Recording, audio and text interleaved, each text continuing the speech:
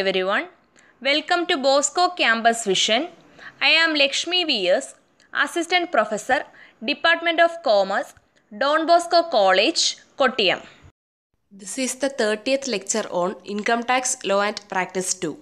This lecture is based on capital gains, which is the second module in the subject Income Tax Law and Practice 2 for semester 3 students of BCom Tax Procedures and Practices. In previous lecture, we were discussing about capital gains on shifting of industrial undertaking from urban area to non-urban area, which comes under section 54G of Income Tax Act. And in this lecture, we are going to continue with the same topic, that is capital gains on shifting of industrial undertaking from urban area to non-urban area, which comes under section 54G of Income Tax Act. നമ്മൾ കഴിഞ്ഞ ലെക്ചറിൽ section 54G പ്രകാരമുള്ള exemption claim ചെയ്യണമെങ്കിൽ എന്തൊക്കെ conditions ആണ് fulfil ചെയ്യേണ്ടത് എന്ന് discuss ചെയ്തു. ഈ ലെക്ചറിൽ നമുക്ക് സെക്ഷൻ 54Gയുടെ ക്വാണ്ടം ഓഫ് എക്സെംഷൻ എങ്ങനെയാണ് എന്ന് ഡിസ്കസ് ചെയ്യാം.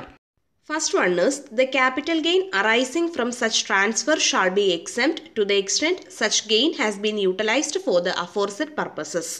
അതായത് സെക്ഷൻ 54G പ്രകാരം ക്യാപിറ്റൽ അസറ്റ് ട്രാൻസ്ഫർ ചെയ്യുമ്പോൾ അറൈസ് ചെയ്യുന്ന ക്യാപിറ്റൽ ഗെയിനിൻ്റെ എത്ര എക്സ്റ്റെൻറ്റ് വരെയാണോ മുകളിൽ പറഞ്ഞ പർപ്പസസുകൾക്കായി, അതായത് കണ്ടീഷൻസിൽ സ്പെസിഫൈ ചെയ്ത പർപ്പസസുകൾക്കായി യൂട്ടിലൈസ് ചെയ്യുന്നത്, ആ എക്സ്റ്റെൻറ്റ് വരെ ആയിരിക്കും ഇവിടെ ഈ ക്യാപിറ്റൽ ഗെയിൻസിന് എക്സെംഷൻ ലഭിക്കുക. അതായത് നമ്മൾ കണ്ടീഷൻസ് ഡിസ്കസ് ചെയ്തപ്പോൾ ഫോർത്ത് കണ്ടീഷനിൽ 3 പർപ്പസസ് പറഞ്ഞിരുന്നു.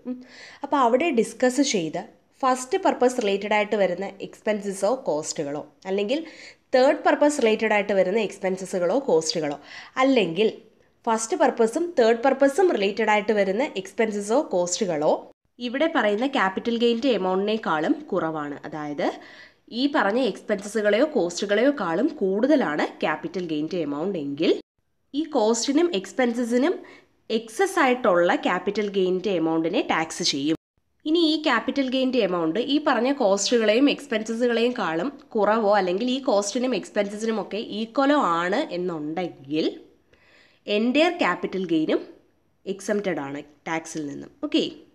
Second one is if the amount of capital gain is not appropriated or utilised by the assessee for the aforesaid purposes before the due date of furnishing the return under section 139 subsection 1, it must be deposited on or before the due date of furnishing the return of income in capital gains account scheme and utilized in accordance with the scheme.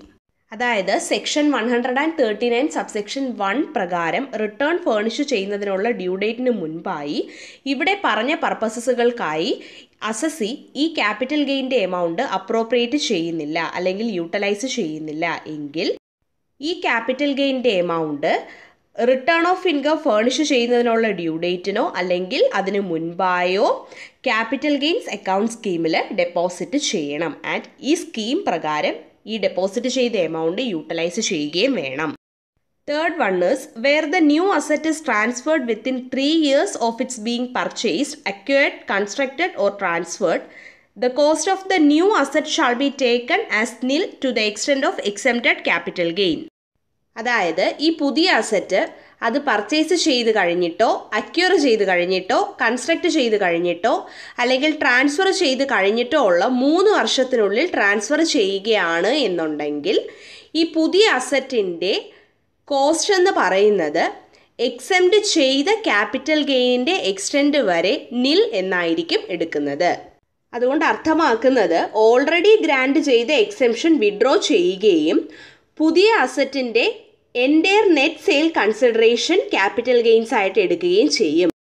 Fourth one is if the amount deposited as per capital gains account scheme 1988 is not utilised fully or partly for the purposes specified within the period of 3 years from the date of transfer, then the amount not so utilized shall be treated as the capital gains of the previous year in which the period of 3 years expires from the date of transfer of original asset, and the assessee shall be entitled to withdraw the amount as per the scheme. അതായത് transfer കഴിഞ്ഞുള്ള 3 yearsനുള്ളിൽ specify ചെയ്തിട്ടുള്ള പർപ്പസസിനായിട്ട് capital gains account സ്കീമിൽ deposit ചെയ്ത amount ഫുള്ളായിട്ടോ പാർട്ടായിട്ടോ utilise ചെയ്യുന്നില്ല എങ്കിൽ utilise ചെയ്യാത്ത എമൗണ്ടിനെ original asset transfer ചെയ്ത date കഴിഞ്ഞുള്ള 3 years എക്സ്പയർ ആകുന്ന പ്രീവിയസ് ഇയറിലെ ക്യാപിറ്റൽ ഗെയിൻസ് ആയിട്ട് ട്രീറ്റ് ചെയ്യും. ആൻഡ് അസസിക്ക് സ്കീം പ്രകാരം ഈ എമൗണ്ട് വിഡ്രോ ചെയ്യാവുന്നതാണ്. We will discuss a problem under section 54G in the next lecture. Thank you.